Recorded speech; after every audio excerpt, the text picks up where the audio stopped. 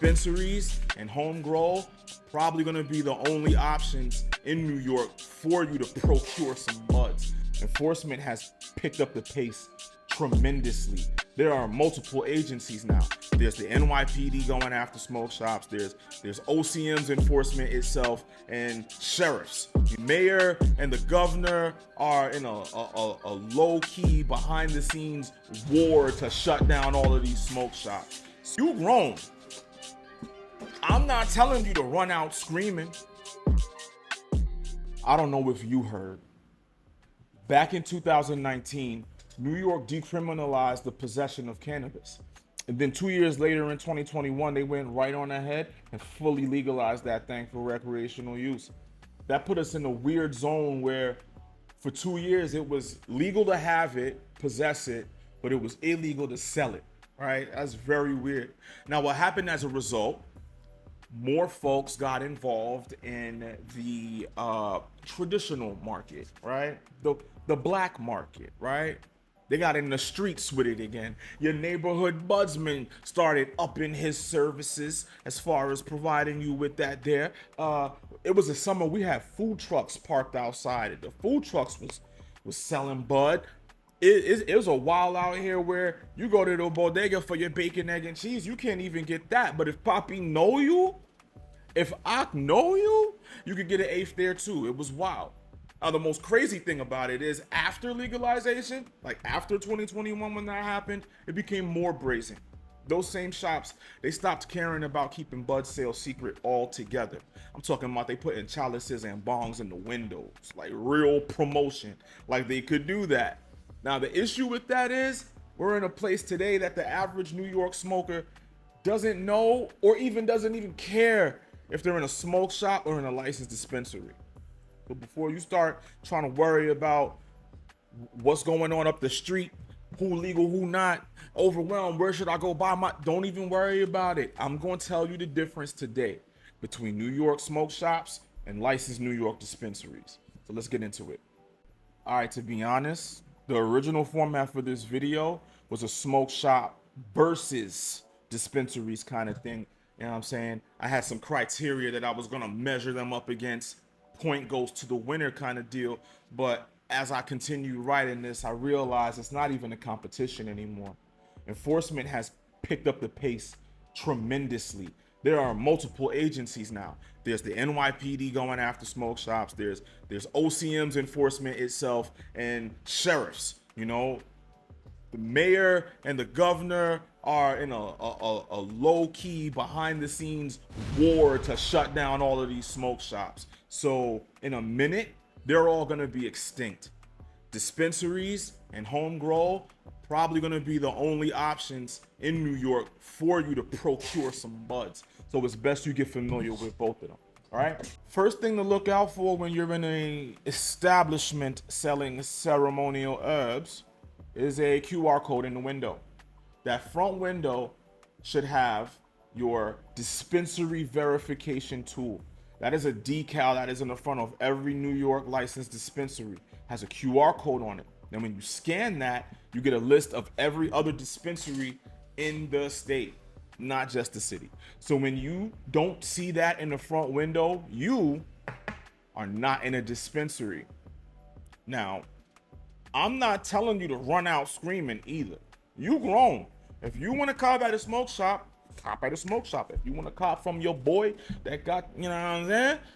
Do what you got to do. I'm just going to put this information on the table right here. You can walk by, pick it up whenever you feel right. You know what I'm saying? Let's move on, right?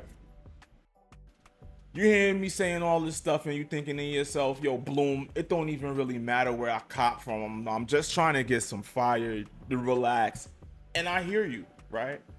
But also, if you're watching me, you're trying to be a more mindful smoker, right? You're trying to learn how to get a more educated and elevated experience. So in the spirit of that, there's a couple of things I just want you to know about dispensary bud versus smoke shops, right?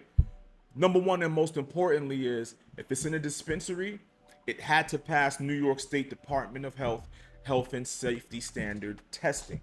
That means testing for harmful chemicals, harmful metals, harmful bacteria. Anything that's in the bud that you should not be smoking is being tested for thoroughly, time and time over.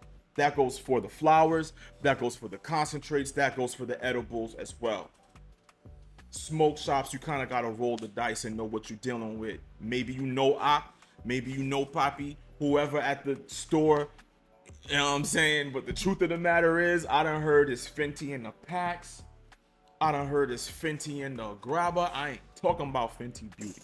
You know what I mean? So if you're the health conscious type, I think this was an easy decision to make. Just go to a dispo or grow your own.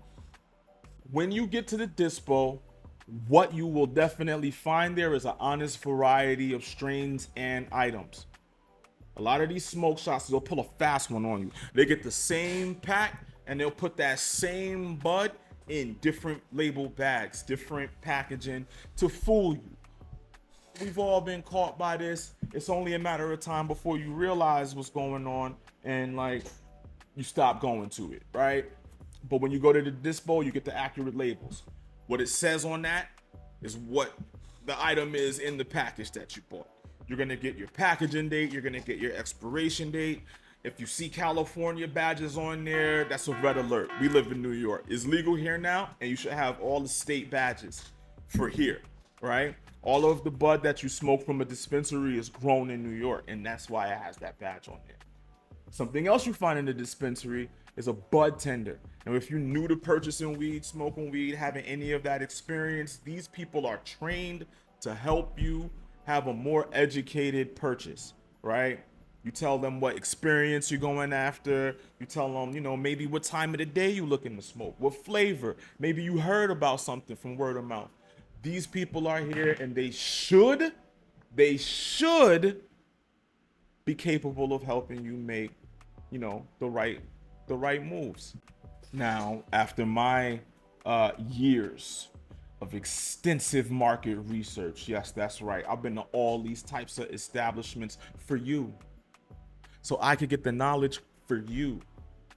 I went to smoke shops and food trucks and dispos and this guy and that guy and bought weed and grew weed and did this, so you don't have to do all of that. All right? What I'm telling you right here, right now is, as long as you have some sort of discernment for the product, you can get good bud at either one of these joints. You could go to the dispensary, you could go to the smoke shop, and whatever you use that helps you determine, you know, what you want to buy. Be it you reading the THC percentage, or, you know, it's a certain taste you after, aroma, whatever. It's a mixed bag. You could really go to either one of them, right? Everybody really wants the same thing. We want the highest smoking experience. We want the best buds for the best prices we could get them for. Next time on God's Greens Podcast, I'm going to teach you the methods for grading your buds so you can get those things no matter where you are. But you got to be my friend. You got to get locked in. Comment, like, subscribe, hit the notification bell. Catch me on God's Greens Podcast next time. And until then, stay aware, stay informed, and please, oh please, stay the up out of bookings, all right? Peace. Stay aware, stay informed, stay up out of bookings, you heard? You're